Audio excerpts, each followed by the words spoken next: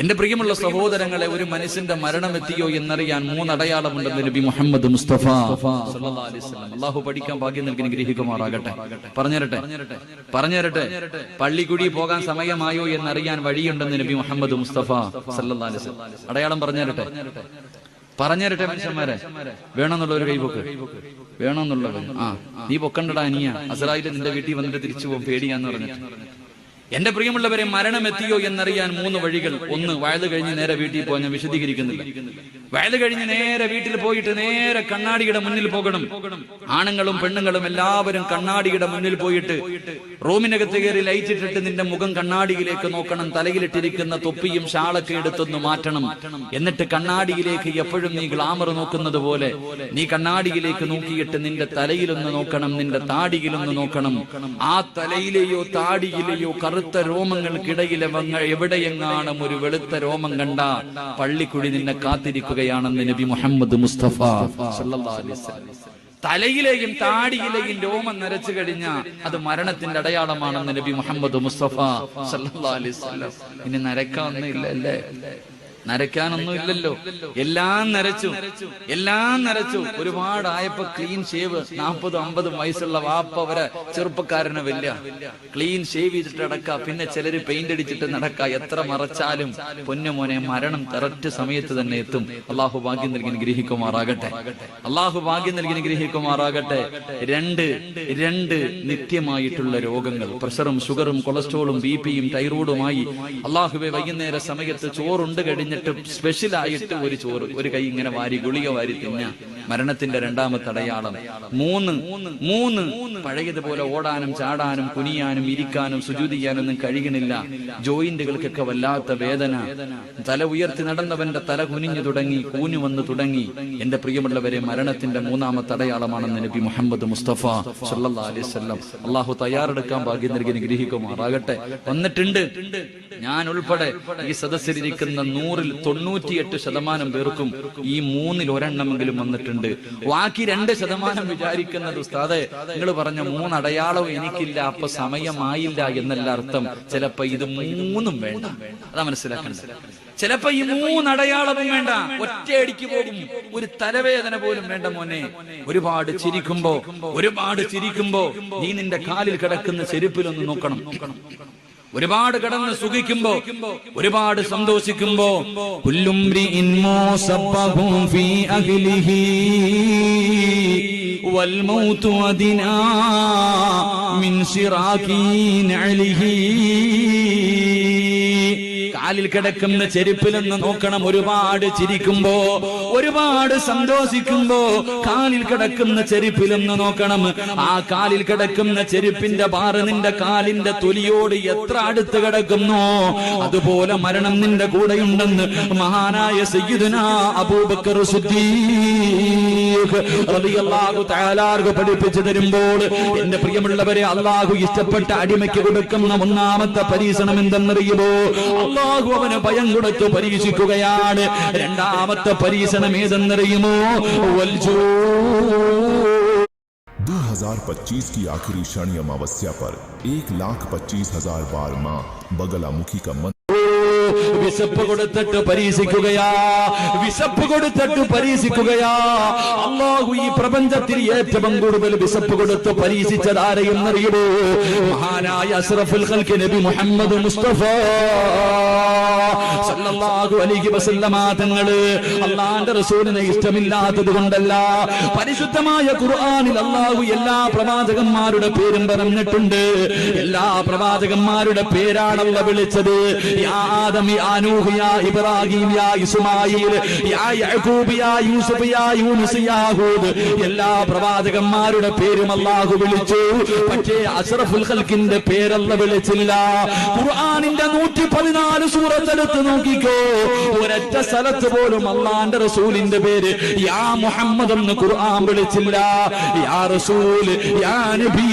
അല്ലാഹുവിന്റെ റസൂലിനെ ബഹുമാനത്തോടു കൂടിയാ പടച്ചവനെ വിളിച്ചിരുന്നത്. അത്രയ്ക്ക് കണ്ട് സ്നേഹിച്ച പ്രവാചകനാണ്. 3 വർഷക്കാലം ശൈബ് അബീ താലിബില് തന്റെ ഭാര്യയും തന്റെ സഹാബത്തും പട്ടിണി കിടന്നത്. 1 കൊല്ലമല്ല, 2 വർഷമല്ല, 3 വർഷമാ സഹോദരങ്ങളെ. വിശപ്പ് സഹിക്കാൻ കഴിയാതെ നിങ്ങളൊക്കെ പച്ചില പറിച്ച് തിന്നിട്ടുണ്ടോ? എന്റെ പ്രിയമുള്ളവരെ, നമ്മളൊക്കെ ഇന്ന് വരെ പച്ചില പറിച്ച് തിന്നിട്ടുണ്ടോ? അല്ലാഹുവിന്റെ പ്രവാചകനും അനുചരന്മാരും പച്ചില പറിച്ച് തിന്നുകയാണ്. വിശപ്പ് സഹിക്കാൻ കഴിയാതെ പച്ചില പറിച്ചിട്ട് റസൂലുള്ളാഹിയും അനുചരന്മാരും തിന്നുകയാണ്. ആട് കാസിക്കുന്നത് പോലെ എന്റെ പ്രിയമുള്ളവരെ, നമ്മുടെ വീട്ടിലെ ആടുണ്ടല്ലോ, ഇല തിന്നിട്ട് കാസിക്കുന്നത് പോലെ അല്ലാഹുവിന്റെ പ്രവാചകനും അനുചരന്മാരും കാസിക്കുകയാണ്. സഹാബത്ത് പറയുകയാ, എന്റെ പ്രിയമുള്ളവരെ, ഇലയുടെ മുകളിലൂടെ നടന്നു പോകുന്ന പുഴുക്കളെ പോലും വിശപ്പ് കാരണം ഞങ്ങളടുത്ത് കടിച്ചു എന്ന് ചരിത്രം പഠിപ്പിക്കുമ്പോ, എന്റെ പ്രിയമുള്ളവരെ, നമുക്കിന്ന് വിശപ്പിനെ കുറിച്ച് അറിയുമോ? നമ്മുടെ മക്കൾക്ക് ഒരു നേരമെങ്കിലും ഒന്ന് പട്ടിണി ഇരിക്കാൻ അറിയുമോ? അല്ലാഹുവിന്റെ പ്രവാചകനും അനുചരന്മാരും വിശപ്പ് സഹിക്കാൻ കഴിയാതെ വയറ്റത്ത് കല്ല് വെച്ച് കെട്ടിക്കൊണ്ട് നടന്നു എന്ന് പറഞ്ഞു കൊടുക്കുമ്പോ ഇന്നത്തെ യുവതലമുറ ചോദിക്കുകയാ, കല്ല് കെട്ടിയാ വിശപ്പ് മാറുവോ? എന്റെ പ്രിയമുള്ളവരെ, ഇതൊക്കെ വിശ്വസിക്കാൻ വളർന്നു വരുന്ന തലമുറയ്ക്ക് വല്ലാത്ത മടിയാ. എങ്കിൽ എന്റെ പ്രിയമുള്ളവരെ, അല്ലാഹുവിന്റെ പ്രവാചകന്റെ വീടിന്റെ അവസ്ഥ അറിയുമോ? ലോകത്തിന്റെ നേതാവിന്റെ വീടിന്റെ അവസ്ഥ അറിയുമോ? ഒരു ദിവസം വീട്ടിലേക്ക് കടന്നു വരികയാണ് അല്ലാഹുവിന്റെ പ്രവാചകൻ. ആയിഷ ബീവിയുടെ വീട്ടിലേക്ക് കടന്നു വന്നിട്ട് അവിടെന്ന് പറയുന്നു, ആയിഷ, എനിക്ക് വിശക്കുന്നു ആയിഷ, വല്ലതും തിന്നാ തരുമോ ആയിഷ? ആയിഷ ബീവി റളിയല്ലാഹു തആല കരയുകയാണ്. എത്രയോ ദിവസം കഴിഞ്ഞ് വീട്ടിലേക്ക് കയറി വരുന്ന പ്രിയപ്പെട്ട ഭർത്താവിന് കുടിക്കാനുള്ള പച്ചവെള്ളം പോലും കൊടുക്കാനില്ലല്ലോ. ആയിഷ ബീവി നിന്ന് കരയുകയാണ്. അല്ലാഹുവിന്റെ പ്രവാചകനെ കരയുന്ന ഭാര്യയെ കെട്ടിപ്പിടിച്ചിട്ട് അവിടെന്ന് പറയുന്നു, ആയിഷ, കരയണ്ട ആയിഷ, ഇന്ന് ഞാൻ നോമ്പ് പിടിച്ചു കൊള്ളാം ആയിഷ. അല്ലാഹുവിന്റെ റസൂലിന്റെ വീടിന്റെ അവസ്ഥയായിരുന്നു. എന്റെ പ്രിയമുള്ളവരെ, വഫാത്താകുന്നതിന്റെ തലേ ദിവസമുണ്ടല്ലോ, റബീഉൽ അവ്വൽ ആഘോഷിച്ചവരാണല്ലോ, പള്ളിയിൽ മൗലിദ് ഓതിയവരാണല്ലോ, പ്രഭാഷണങ്ങൾ നടത്തിയവരാണല്ലോ, വിവിധ സമ്മേളനങ്ങളും റാലികളും നടത്തിയവരാണല്ലോ. അല്ലാഹുവിന്റെ പ്രവാചകന് റബീഉൽ അവ്വൽ 11 വൈകുന്നേര സമയമായപ്പോ പ്രവാചകന്റെ വീടിനകത്ത് വിളക്ക് കത്തിക്കുന്നില്ല. അല്ലാഹുവിന്റെ റസൂലിന്റെ വീടിനകത്ത് വിളക്ക് കത്തിക്കുന്നില്ല. അല്ലാഹുവിന്റെ റസൂൽ ചോദിക്കുന്നു, ആയിഷ, എന്തേ വിളക്ക് കത്തിക്കാത്തത്? ആയിഷ ബീവി ഒന്നും മിണ്ടുന്നില്ല. കാരണം വിളക്കിലൊഴിക്കാനുള്ള എണ്ണയില്ല. അല്ലാഹുവിന്റെ റസൂല് വഫാത്താകുന്നതിന്റെ തലേ ദിവസം നടന്നതാ. പ്രവാചകന്റെ വീടിനകത്ത് വിളക്കിലൊഴിക്കാനുള്ള എണ്ണയില്ല. ഇല്ലെന്ന് പറഞ്ഞാൽ അല്ലാഹുവിന്റെ റസൂലിന്റെ മനസ്സ് വേദനിക്കുമല്ലോ. ആയിഷ ബീവി മിണ്ടാതെ നിൽക്കുകയാണ്. വീടിനകത്ത് വല്ലാത്ത ഇരുള് വന്നു. പ്രവാചകൻ ചോദിക്കുന്നു, ആയിഷ, എന്തേ വിളക്ക് കത്തിക്കാത്തത്? കരഞ്ഞുകൊണ്ട് പറയുന്നു, നബിയേ, യാ റസൂലല്ലാഹ്, അല്ലാഹുവിന്റെ പ്രവാചകരെ, വിളക്കിലൊഴിക്കാനുള്ള എണ്ണയില്ല നബിയേ,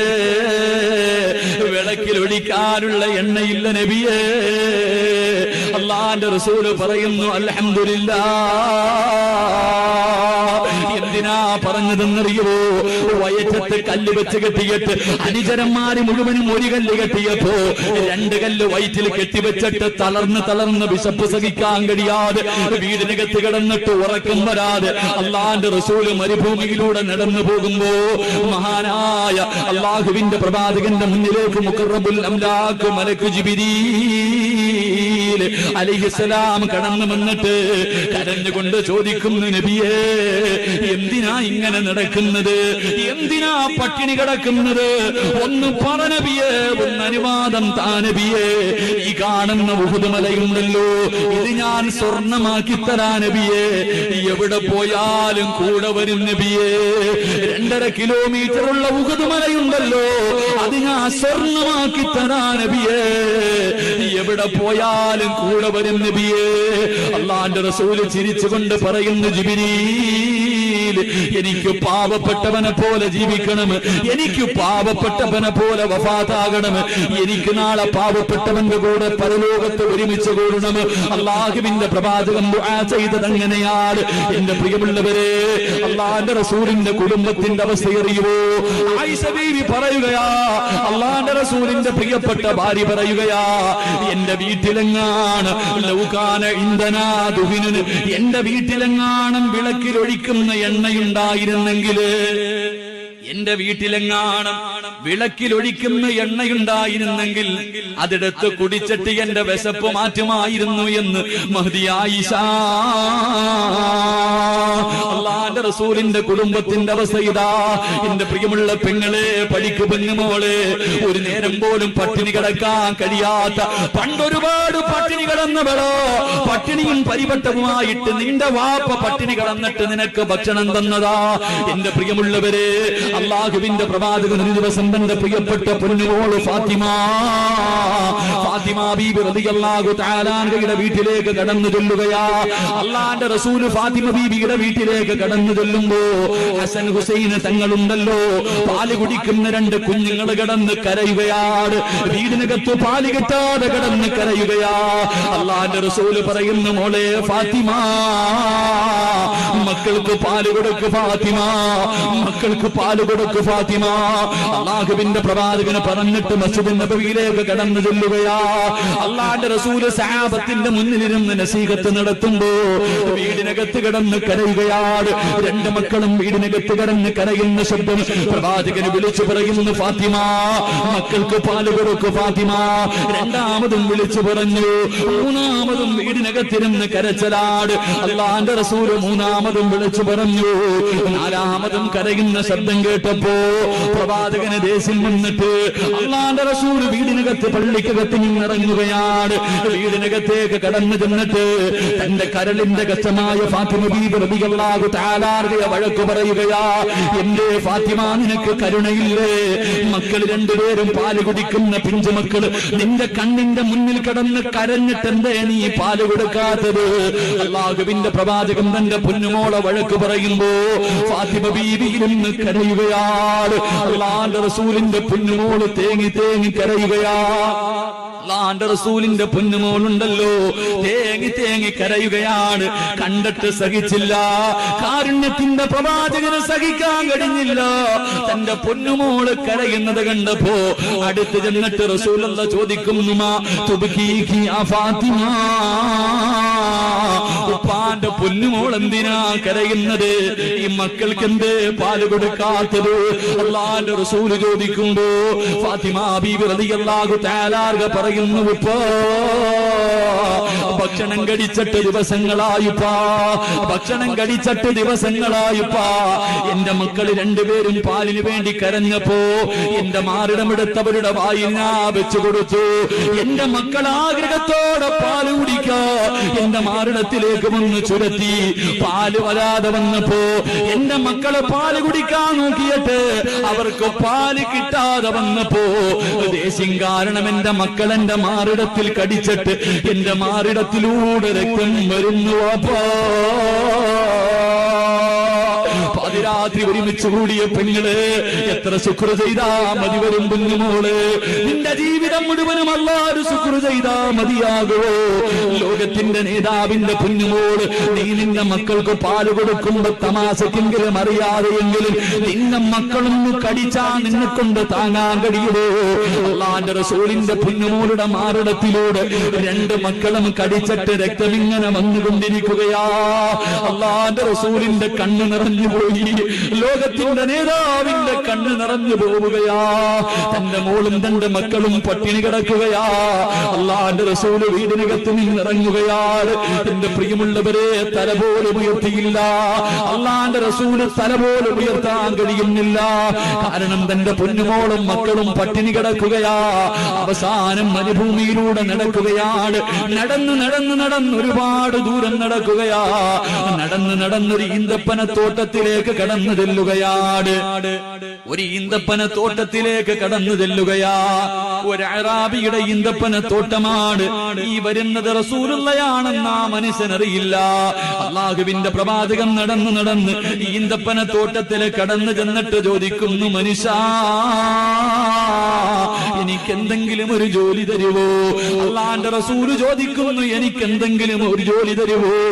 ആ മനുഷ്യൻ പറയുകയാ, ഈ കാണുന്ന ഈന്തപ്പന ഈന്തപ്പനത്തോട്ടം വെള്ളം കോരി നനച്ചാൽ, ഈ കാണുന്ന ഈന്തപ്പനത്തോട്ടമുണ്ടല്ലോ, ഇത് കിണറ്റിൽ നിന്ന് വെള്ളം കോരി നനച്ചാൽ ഒരു തൊട്ടി വെള്ളത്തിന് പകരം 3 കാരക്ക ഞാൻ കൂലി തരാ. അള്ളാന്റെ പ്രവാചകന് സന്തോഷമായി, റസൂലുള്ളാഹിന് വല്ലാത്ത സന്തോഷമായി. തൊട്ടിയും കയറുമെടുത്തുകൊണ്ട് കിണറ്റിന്റെ ചുവട്ടിലേക്ക് കടന്നു ചെന്നിട്ട് അള്ളാന്റെ റസൂല് വെള്ളം കോരുകയാ. അള്ളാന്റെ റസൂല് വെള്ളം കോരുകയാ. ഒന്നാമത്തെ തൊട്ടി വെള്ളം കോരിയിട്ട് മരങ്ങൾ നനയ്ക്കുകയാണ്. രണ്ടാമതും കോരി, മൂന്നാമതും വെള്ളം കോരി. സുബ്ഹാനല്ലാഹ്. നാലാമത് വെള്ളം കോരാ, നാലാമത് വെള്ളം കോരാ. തൊട്ടിയും കയറുമെടുത്ത് കിണറ്റിലേക്കിടുമ്പോ കയറടിഞ്ഞ് തൊട്ടി കിണറ്റിൽ വീണു പോവുകയാ. കയറടിഞ്ഞിട്ട് തൊട്ടി കിണറ്റിൽ വീണുപോയി. പടച്ചവനെ, അറാബിയുണ്ടല്ലോ, കിണറ്റിലേക്ക് തൊട്ടി വീണ ദേശം കാരണം അല്ലാഹുവിന്റെ റസൂലിന്റെ കവിളിലേക്ക് ആഞ്ഞടിക്കുകയാ. പ്രവാചകന്റെ മുഖത്തടിക്കുകയാണ്. അല്ലാഹുവിന്റെ റസൂലൊന്നും മിണ്ടിയില്ല. പ്രവാചകന് കിണറ്റിന്റെ ചുവട്ടിൽ നിന്നിട്ട് തൊട്ടിയെടുക്കുകയാണ്. വെള്ളത്തിൽ വീണുപോയ തൊട്ടിയെടുത്തിട്ട് അവസാനം ആ മനുഷ്യന്റെ മുന്നിൽ കൊണ്ടുവച്ചിട്ട് അല്ലാഹുവിന്റെ റസൂല് ചോദിക്കുന്നു, മനുഷ്യാ, എന്റെ കൂലിയൊന്ന് തരുവോ? 3 തൊട്ടി വെള്ളം ഞാൻ കോരിയല്ലോ, എനിക്കതിന്റെ കൂലിയൊന്ന് തരുവോ?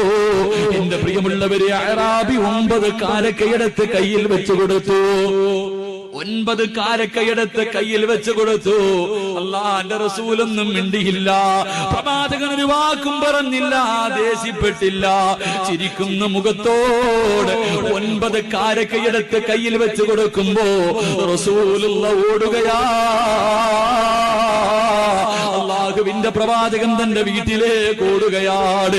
നടന്നു വന്ന പ്രവാചകൻ ഓടുകയാ. ഓടിച്ചെന്നിട്ട് ഫാത്തിമ ബീവിയുടെ വീട്ടിലേക്ക് കടന്നു ചെന്നിട്ട് അതാ തളർന്നു കിടക്കുന്ന ഹസൻ ഹുസൈൻ റളിയല്ലാഹു തആല അൻഹുമാ 2 കൊച്ചുമക്കളെ എടുത്ത് മടിയിൽ വെച്ചിട്ട് അല്ലാഹുവിന്റെ റസൂൽ ആ മക്കളുടെ വായിലേക്ക് ഈത്തപ്പഴം വെച്ച് കൊടുക്കുകയാ. എന്റെ പ്രിയമുള്ളവരെ, ഫാത്തിമ ബീവി റളിയല്ലാഹു തആല അൻഹ കടന്നു വരുമ്പോ അല്ലാഹുവിന്റെ റസൂൽ തന്റെ മുഖം മറയ്ക്കുകയാ. അല്ലാഹുവിന്റെ റസൂൽ തന്റെ മുഖം മറയ്ക്കുകയാ. കാരണം അടികൊണ്ടിട്ട് റസൂലുള്ളാഹിന്റെ മുഖം ചുമന്ന് കിടക്കുകയാണ്. ഫാത്തിമ ബീവി റളിയല്ലാഹു തആല അൻഹ അടുത്ത്